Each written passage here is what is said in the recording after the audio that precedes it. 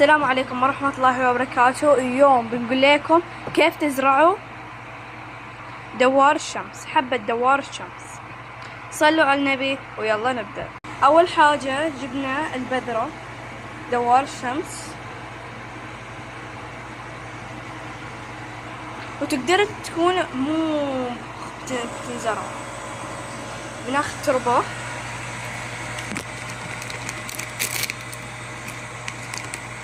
باخذ تربة وبرجع لكم.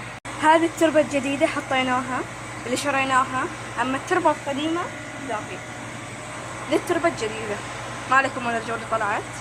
دي التربة الجديدة ما شاء الله مرة حلوة. بنخرم مثلا كذا بصبعنا.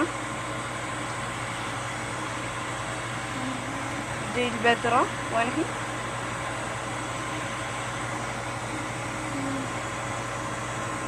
بنحطها.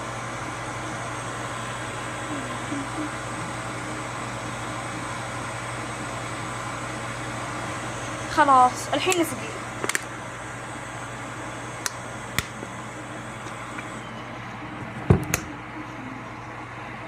ليش استخدمت طبق بيض؟ لأن طبق البيض يعني يمتص الرطوبة، يحافظ على الرطوبة، ويعني حلو للشتلات. لو بزرع واحدة كذا عشان بعدين أنقلها لك كذا أو كذا. اللي يبغى أقول اليوم هذا سويته، اللي يبغى أقول له كيف خرمته يكتب بالتعليقات أو تشوفوا.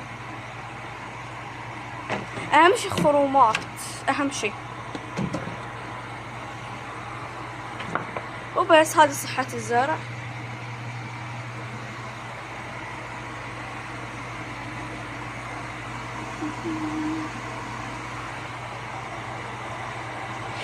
الحين راح ننتظر نشوف هل بينبت معانا او لا، وان شاء الله ينبت. وقول لنا توقعاتكم، بينبت ولا لا. مع السلامة ويلا صلوا على النبي ويلا باي.